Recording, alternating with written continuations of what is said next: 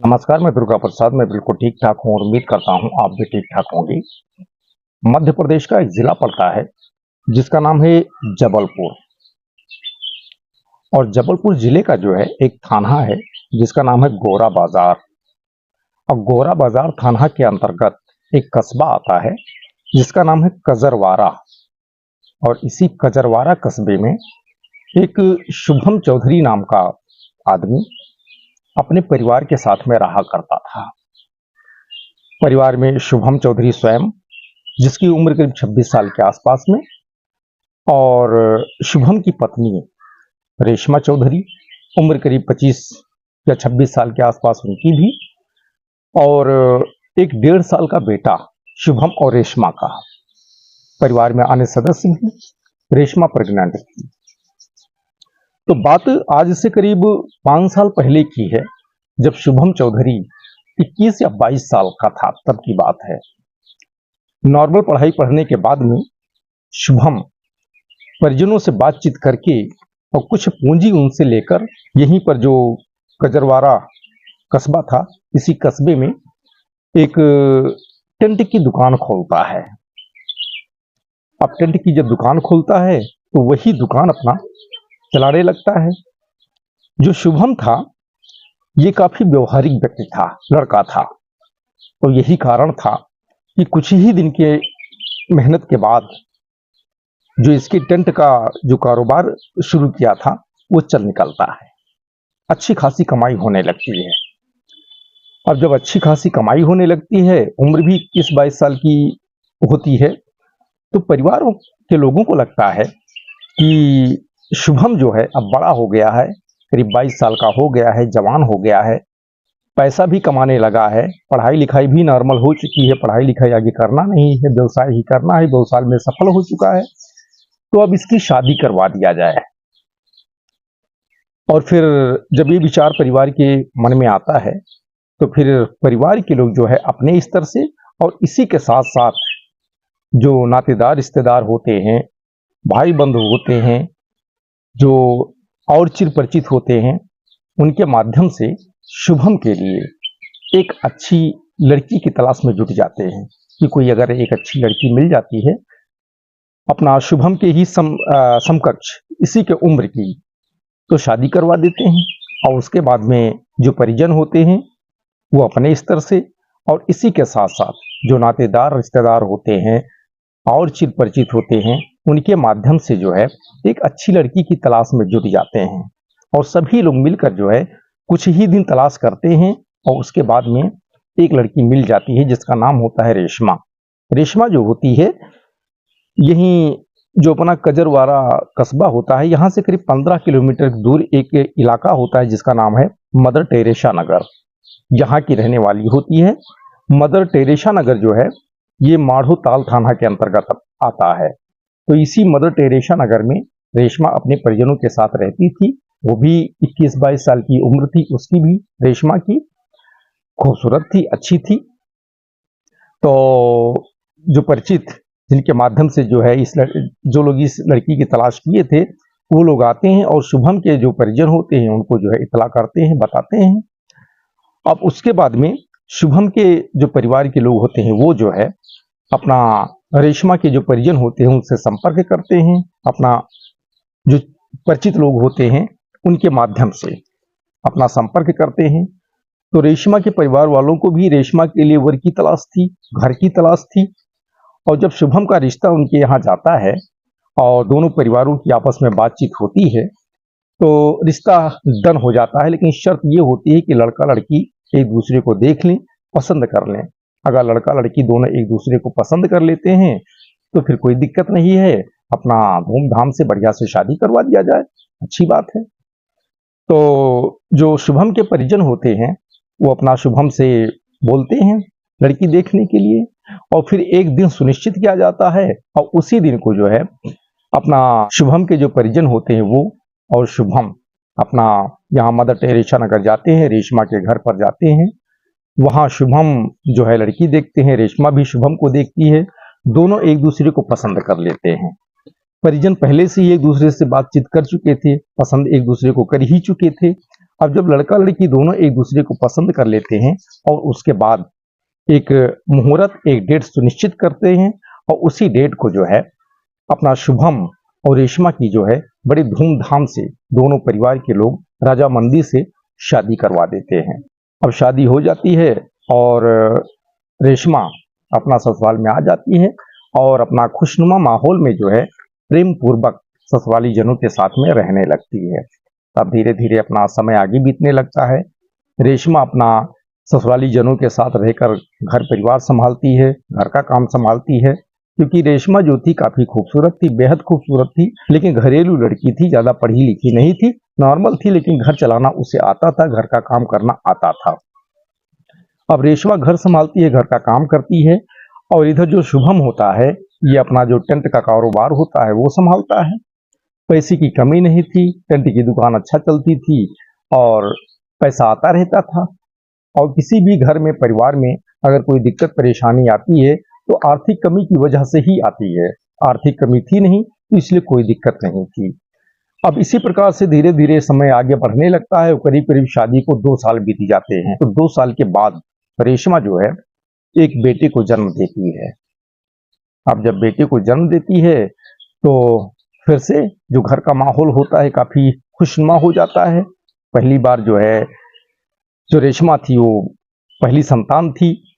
जो शुभम था, रेशमा, दोनों काफी खुश थे क्योंकि पहली बार दोनों माता पिता बने थे। और जो परिजन थे शुभम के, यानी रेशमा के ससुराल के जो लोग थे वो भी काफी खुश थे। और इसी के साथ में अपना जो बच्चा होता है, जो अपना फंक्शन वगैरह होता है, छठी होता है, बरही होता है, मसवारा होता है, उसका आयोजन होता है। उसमें चिर परिचित नातेदार रिश्तेदार सब इकट्ठा होते हैं, अपना भोज दिया जाता है, नाच गायन होता है, जो भी मनोरंजन के कार्य होते हैं वो होता है, यानी काफी धूम धड़ाका होता है और अच्छा खासा जो है वो माहौल होता है। अब ये सब चीजें जो होती हैं वो समाप्त हो जाती हैं और उसके बाद समय फिर आगे धीरे धीरे बढ़ने लगता है।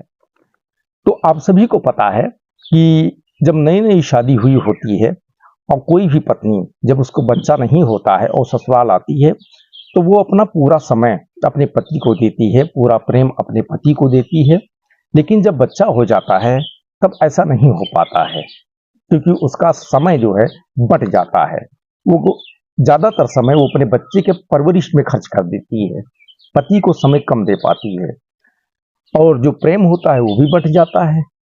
अब जो प्रेम पति को देती थी अब बच्चे में तब्दील हो जाता है। जब पति को उतना समय नहीं दे पाती है तो प्रेम भी नहीं हो पाता है और यहीं पे बात बिगड़ने लगती है। यहाँ पर भी ऐसा ही हुआ।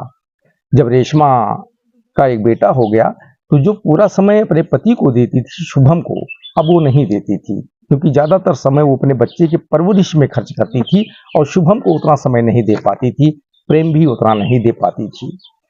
अब जो शुभम था, जब वो पत्नी से संतुष्ट नहीं रहने लगा, जब पत्नी समय नहीं देने लगी तो उसका जो व्यवहार था पत्नी के प्रति धीरे धीरे रूखा रहने लगा और शादी को भी काफी समय बीत चुके थे। अब पति पत्नी के बीच में जो है धीरे धीरे विवाद भी होने लगा और ये विवाद जो है निरंतर बढ़ता ही गया, कम होने के बजाय। अब जब विवाद होने लगा तो जो घर परिवार में अन्य सदस्य थे और थे, माता पिता थे, ससुराल के जन जो थे, वो बातचीत करके अपना रफा दफा करवाने का प्रयास करते थे, रफा दफा कराते थे। लेकिन पति पत्नी के बीच जो रंजिश हो गई थी वो उसकी वजह कुछ और थी जो ससुराली जन उसे सॉल्व नहीं कर सकते थे, जो मैंने अभी आपको बताई। और इसी वजह से जो है झगड़ा विवाद शुरू हुआ था। अब झगड़ा विवाद तो होता था, लेकिन जब जो सिचुएशन होता है वो नॉर्मल होता था तो शुभम पत्नी के पास आने का प्रयास करता था, आता भी था और उससे अपना प्रेम भरी बातें भी करता था और जो अपना फिजिकल संतुष्टि होती है वो हासिल करने का प्रयास करता था।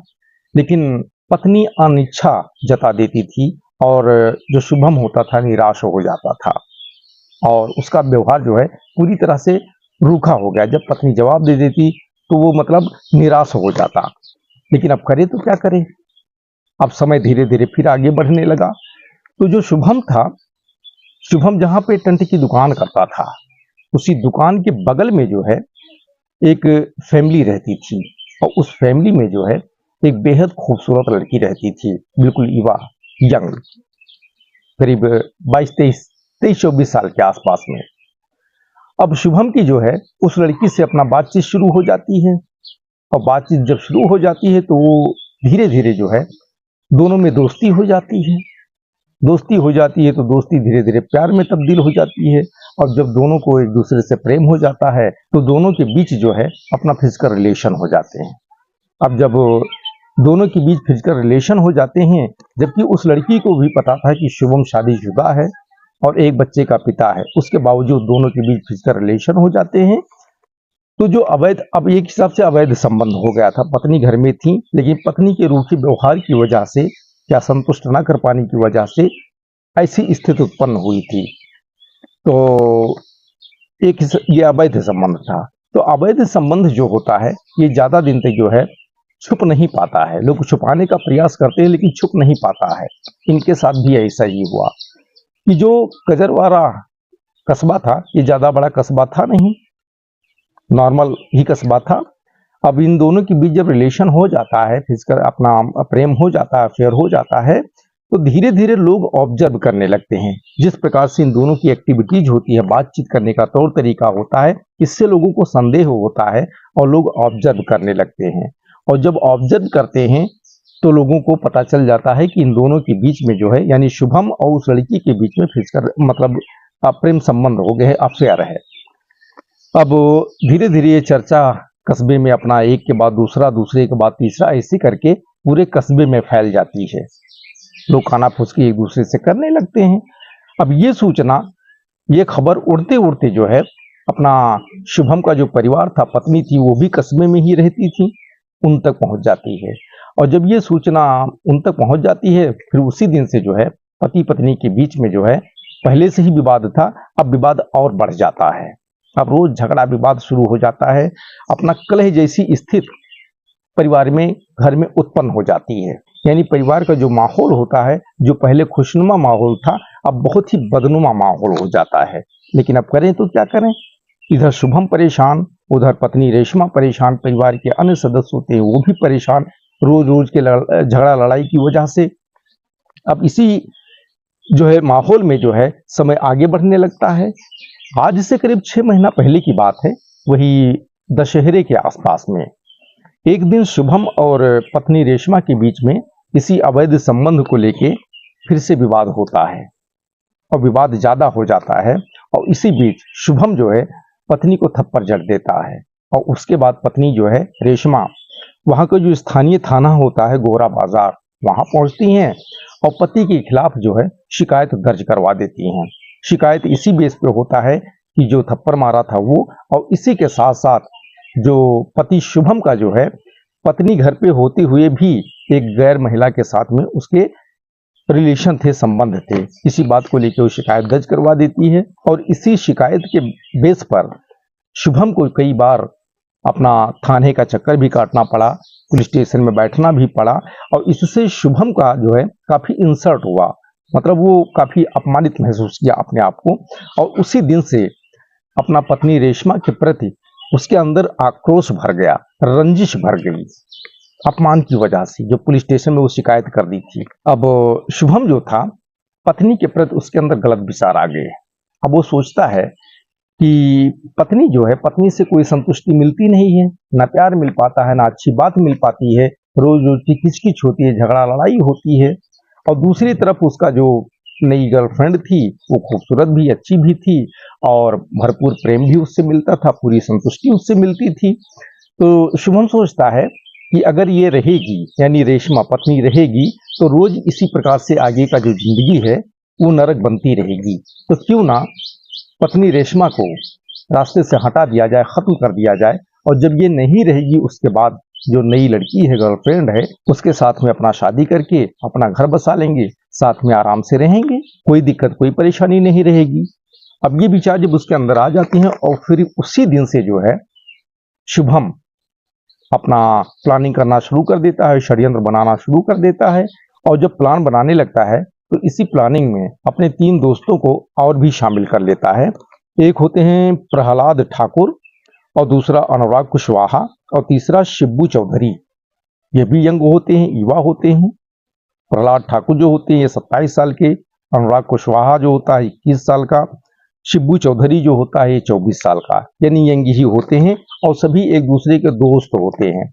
इन लोगों को जो है, जो अपना ये शुभम चौधरी होता है, इन सबको शामिल कर लेता है अपने प्लानिंग में। अब जब प्लान इन लोगों के बीच में बन जाता है, उसके बाद में समय का इंतजार करने लगते हैं। अब ये प्लानिंग जो है ये 2023 में शुरू किए थे, आज के 6 महीना पहले, 5 महीना पहले। धीरे धीरे 2023 बीत जाता है, 2024 आ जाता है और 2024 के मई महीने की बात है, यानी 4 मई की, आज से करीब 3 दिन पहले की बात है, शनिवार की। शनिवार को जो है, जो शुभम चौधरी होता है, शाम के समय अपना शुभम, पत्नी रेशमा, 1.5 साल का बेटा और जो परिवार के अन्य सदस्य होते हैं, सब साथ में बैठकर अपना डिनर करते हैं। और डिनर जब खत्म करते हैं उसके बाद शुभम पत्नी से कहता है कि चलो कहीं घूम कर आते हैं।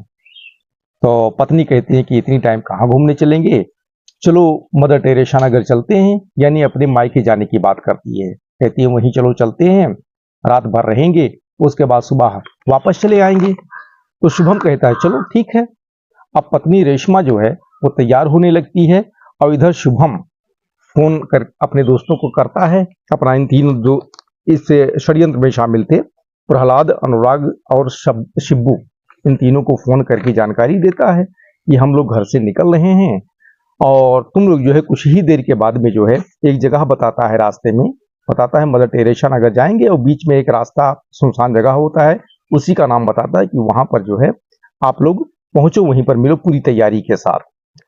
अब ये तीनों दोस्त कहते हैं ठीक है और उसके बाद फोन कट जाता है। तीनों दोस्त अपना तैयारी में जुट जाते हैं और इधर अपना जो पत्नी रेशमा होती है ये भी तैयार हो जाती है और उसके बाद में शुभम, 1.5 साल का बेटा और पत्नी रेशमा, ये जो है अपना घर से बाहर निकलते हैं। तो शुभम के पास में एक बोलेरो गाड़ी थी, तीनों बोलेरो गाड़ी में बैठते हैं, शुभम ड्राइव करता है और उसके बाद में जो कजरवाड़ा कस्बा था जहां घर था, वहां से ये लोग बाहर निकलते हैं। अब कजरवाड़ा से बाहर निकलने के बाद में जो है वहीं पर एक जगह पड़ती है जिसका नाम है GCF, और इसी GCF जगह पर जो है एक मंदिर है जिसका नाम है पाट बाबा मंदिर। यहाँ जब पहुंचते हैं तो शुभम जो है गाड़ी रोक देता है और उसके बाद ये तीनों गाड़ी से नीचे उतरते हैं, मंदिर के अंदर जाते हैं, माथा टेकते हैं, भगवान का आशीर्वाद लेते हैं और उसके बाद लौट कर फिर आते हैं, गाड़ी में बैठ लेते हैं और गाड़ी आगे बढ़ जाती है। तो इन लोगों को मदर टेरेसा नगर जाना था। तो एक जगह पड़ता है रास्ते में जिसका नाम है मोहनिया टोला बस्ती, और इसी इलाके में जो है जगह में एक रोड पड़ता है जिसका नाम है शमशान घाट रोड, और इसी रोड पे एक पुलिया है। वो पुलिया जहाँ पे है पूरा सुनसान रहता है और रात को करीब 8:30 9 बज चुके थे, पूरा सन्नाटा था वहां पर। और वहीं पर ये जो है अपना जो शुभम था अपने तीनों दोस्तों को बुलाया था षड्यंत्र के अनुसार से। अब वहां जब पहुंचता है तो ये गाड़ी रोक देता है। शुभम गाड़ी रोक कर जो है अपने तीनों दोस्तों का इंतजार करने लगता है क्योंकि वो लोग नहीं पहुंचे हुए थे। अब इंतजार करता रहता है और कुछ ही देर में एक मोटरसाइकिल पे वो तीनों लोग वहां पर पहुंच जाते हैं। पत्नी को इसकी कोई जानकारी नहीं, रेशमा को, इस षड्यंत्र के बारे में। अब जब तीनों दोस्त वो पहुंच जाते हैं उसके बाद में जो है अपना जो गाड़ी होती है बोलेरो चारों तरफ से अपना घेर लेते हैं। जो शुभम होता है ये अपना जो 1.5 साल का बेटा होता है उसे लेकर जो है गाड़ी से बाहर निकल जाता है और उसके बाद ये तीनों जो पत्नी बैठी हुई थी, पत्नी के पास में जो है पहुंचकर उसे दबोच लेते हैं और उसके बाद में 2 लोग रेशमा के दोनों हाथ पकड़ते हैं और एक व्यक्ति जो होता है, एक दोस्त जो होता है, वो रेशमा जो मंगलसूत्र पहने हुई थी उस मंगलसूत्र को जो है छीनने लगता है। तो रेशमा जो है इसका विरोध करती है। अब जब वो विरोध करती है तो जो इसमें से शिब्बू होता है, शिब्बू जो रेशमा साड़ी पहने हुई थी उसी साड़ी के पल्लू से जो है रेशमा का गला घोंट देता है और जब गला घोंट देता है तो गाड़ी के अंदर ही रेशमा की जो है मौत हो जाती है। अब जब उसकी मौत हो जाती है उसके बाद में जो ये तीनों दोस्त होते हैं ये रेशमा का जो मोबाइल था, मंगलसूत्र था और भी जो गहने थे वो सारी चीजें ले लेते हैं। पर्स होती है, पर्स छीन लेते हैं।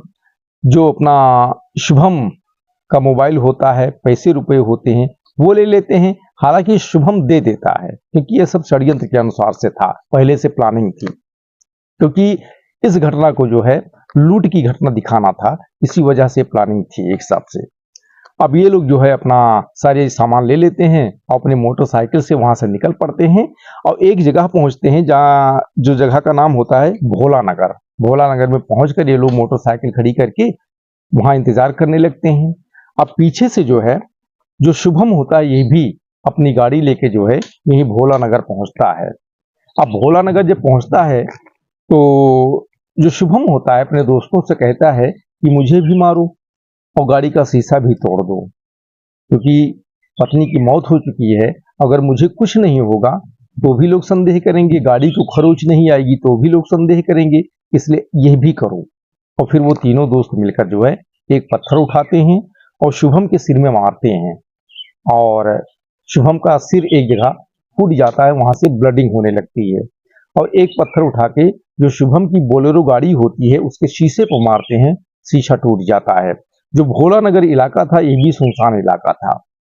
अब ये कार्य हो जाता है, उसके बाद वो तीनों दोस्त अपने मोटरसाइकिल से वहां से निकल जाते हैं और शुभम जो है अपना कार अपने जो गाड़ी होती है बोलेरो स्टार्ट करता है। पत्नी की डेड बॉडी जो है कार के अंदर होती है। ये सीधे हॉस्पिटल जाने के बजाय अपने ससुराल मदर टेरेसा नगर पहुंच जाता है। अब वहां जब पहुंचता है जो ससुराल के जो परिजन होते हैं वो देखते हैं, सबके सब हैरान परेशान कि ये क्या, शुभम के सिर से जो है ब्लडिंग हो रही थी। इधर जो है जो रेशमा थी वो गाड़ी के अंदर बैठी, हालांकि वो डेड बॉडी थी, रेशमा जो है खत्म हो चुकी थी, लेकिन ऐसा लग नहीं रहा था कि वो मर चुकी है लोगों को, क्योंकि ज्यादा समय हुआ नहीं था। तो शुभम सारी बात बताता है कि रास्ते में आ रहा था और फला जगह पर जो है कुछ जो है लुटेरे मिल गए और जो सर सामान था हमारा वो सर सामान ले लिए, मोबाइल ले लिए, पर्स ले लिए, जो रेशमा अपना मंगलसूत्र वगैरह पहनी थी, गहना पहनी थी, वो छीन लिए, गाड़ी का शीशा तोड़ दिए, हमें भी मारे पीटे दिखाता है। अब जो ससुराल के जो लोग होते हैं वो फौरन इन लोगों को लेके जो है हॉस्पिटल के लिए रवाना होते हैं और जब इन लोगों को लेकर हॉस्पिटल पहुंचते हैं, डॉक्टर वहां जब चेक करता है अपना रेशमा को, तो रेशमा को डॉक्टर जो है मृत घोषित कर देते हैं। अब जब मृत घोषित कर देते हैं तो जो अपना रेशमा के मायके के लोग होते हैं वो अपना चीख पुकार मचा देते हैं, यानी रोने चिल्लाने लगते हैं। और डॉक्टर जो है जो शुभम होता है इसकी जो सिर में ब्लडिंग हो रही थी उसका अपना मरहम पट्टी करते हैं और उसके बाद में रेशमा के जो परिजन होते हैं वहीं हॉस्पिटल से पुलिस को सूचना देते हैं। तो अपना जो माढ़ोताल थाना के अंतर्गत वो हॉस्पिटल आता था, मदर टेरेसा नगर भी आता था, तो इसी माढ़ोताल थाना को जो है सूचना देते हैं। सूचना पाकर थाने की पुलिस की जो है एक टीम वहीं हॉस्पिटल में पहुंचती है। वहां जब पहुंचती है तो सबसे पहले जो रेशमा की डेड बॉडी होती है उसे अपने कस्टडी में लेते हैं और उसके बाद में डॉक्टरों से बातचीत होती है, पुलिस की टीम करती है और फिर डॉक्टरों से अपना राय मशवरा करने के बाद में रेशमा की डेड बॉडी का जो है वहां पर स्थानीय स्तर पर जो कागजी कार्यवाही होती है, पंचायतनामा वगैरह, वो भरने के बाद अपना रात का समय था, पोस्टमार्टम हो नहीं सकता था, तो डेड बॉडी को जो है वहां का जो सिविल हॉस्पिटल है जबलपुर का वहां भेज के जो है मोर्चरी में रखवा देते हैं, क्योंकि अगले दिन भी पोस्टमार्टम हो पाना संभव नहीं था, क्योंकि संडे था, मंडे को ही पोस्टमार्टम हो सकता था। तो मोर्चरी में रखवा देते हैं और उसके बाद में पुलिस की टीम अपना जांच पड़ताल में जुट जाती है। तो जो परिजन होते हैं, शुभम होता है, पुलिस जो है उनसे पूछताछ करती है, तो शुभम जो है अपना लूट का एंगल दिखाता है। तो पुलिस की टीम जो है जो जगह बताए थे अपना, यही शमशान घाट जो पुल होता है वहां जाती है और जो जो जगह बताए थे वहां पुलिस की टीम जाती है। वहां जो सीसीटीवी कैमरे होते हैं वो खंगालती है। तो जो शुभम की गाड़ी थी ये गाड़ी किसी भी सीसीटीवी कैमरे में नजर नहीं आती है। अब पुलिस क्या करे, पुलिस को कोई क्लू नहीं मिलता है। तो पुलिस शुभम से फिर से पूछताछ करती है। अब शुभम से जितनी बार पुलिस वाले पूछताछ करते हैं उतनी बार अलग अलग तरीके से जो है बात बताता है। अब पुलिस को जो है शुभम पे ही संदेह हो जाता है। अब संदेह तो हो जाता है लेकिन चूंकि पत्नी मर चुकी थी तो पुलिस वाले भी इंसान ही होते हैं। उन्हें लगा कि डायरेक्ट शुभम को जो है आरोप लगाना या हिरासत में लेना अच्छी बात नहीं है जब तक कोई उचित प्रमाण नहीं मिल जाता है। तो पुलिस जो है, जो शुभम का मोबाइल होता है उसका कॉल डिटेल निकालते हैं और जो कॉल डिटेल का बारीकी से निरीक्षण करते हैं तब ये बात सामने आती है कि शुभम चौधरी का जो है एक दूसरी महिला के साथ में अवैध संबंध है। अब पुलिस को जो संदेह था शुभम पर जो है अब यकीन हो जाता है और उसके बाद पुलिस शुभम को अपना हिरासत में लेती है और पूछताछ करती है।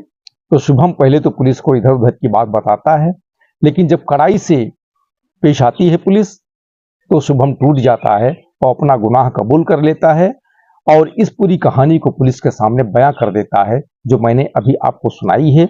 और इसी के साथ साथ जो 3 दोस्त इस षड्यंत्र में शामिल होते हैं इनका नाम भी पुलिस के सामने बयां करता है और उसके बाद में पुलिस जो है अपना जो शुभम चौधरी होते हैं इन्हें गिरफ्तार करके जो 3 दोस्त होते हैं उनकी गिरफ्तारी में जो है जुट जाती है।